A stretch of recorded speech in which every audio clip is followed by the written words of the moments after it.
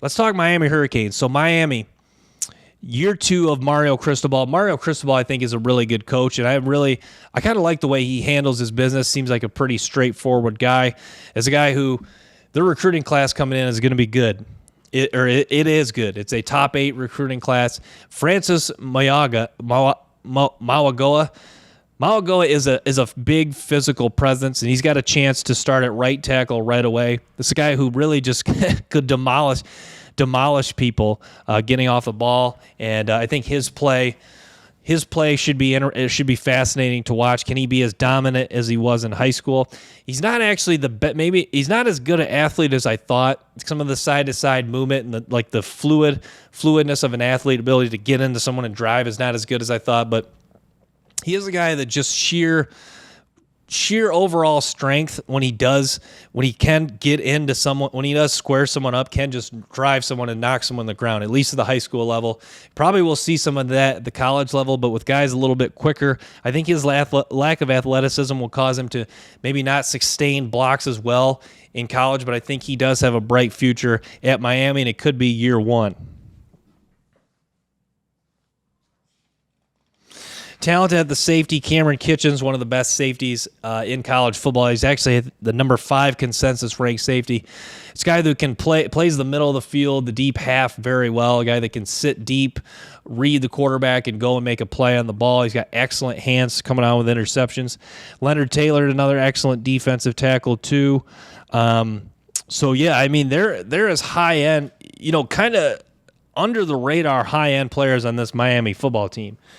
There was another Javian Cohen's a transfer from Alabama they landed.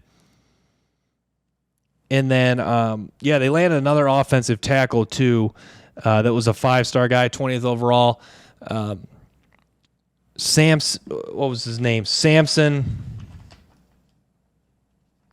Reuben Bain, another defensive end that's really good. Samson Okunlola. Okunlola.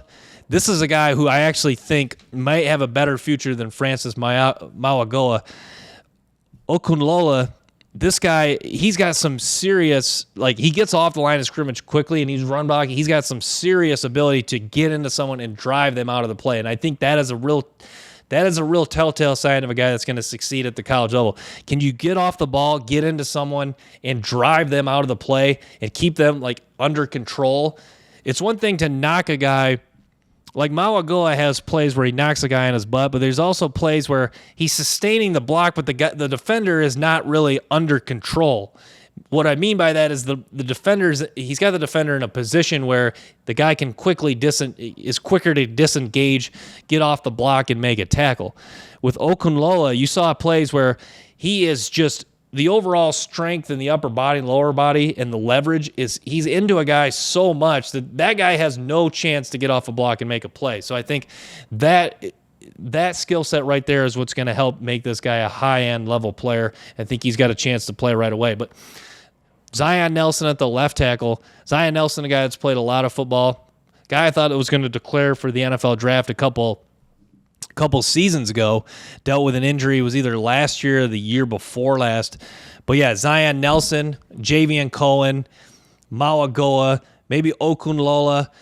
They're going to have a bunch of guys that names I can't pronounce on the offensive line, but they're going to have a talented offensive line group potentially. And maybe you move Okunlola to guard with his run blocking ability. So I see difference makers offensively.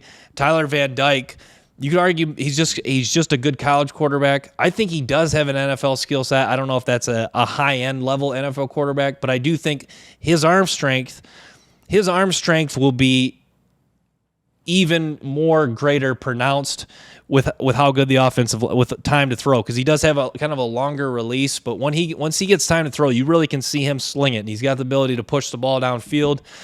Miami, not the most talented group of wide receivers, but they do have some depth there. And so overall, Miami's offense should be solid. They do have depth at running back. They got speed. Defensive line, I touched on Leonard Taylor. Linebacking core, they bring in Mauagoa's brother at linebacker. And, Cameron Kitchens at safety. So I think this is definitely a team that's better than 5-7. They play Texas A&M week 2. So, yeah, Miami, I think this is a team that's going to win definitely more than 5 games. I think Miami's going to be a fun team. I think this is a year where they're really going to set – to me, this has the makings of like an 8-4, 9-3 type of year where they're really setting the tone and building the hype towards 2024, and they will become a popular team to pick. You know, Mario Cristobal just seems like a guy who I think he understood this was probably a 2 or 3 year thing. I think last year a lot of things just went against Miami with injuries and stuff. I think this year you're really building towards seeing a Miami team that is going to be very hungry, play it a lot better, take on more of the identity of the Mario Cristobal team, which is actually kind of like a lot like a Big Ten SEC team, a team that's physical in the trenches, gets after it, big plays, toughness, 4-quarter football, a team that's in shape.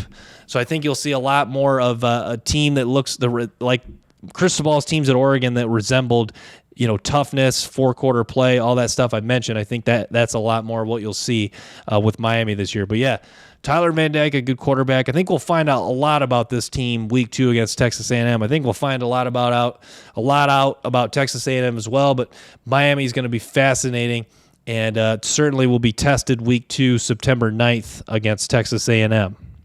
Thanks for tuning in to the Brant Parshall Show. Make sure to stay tuned for more episodes and clips from the show.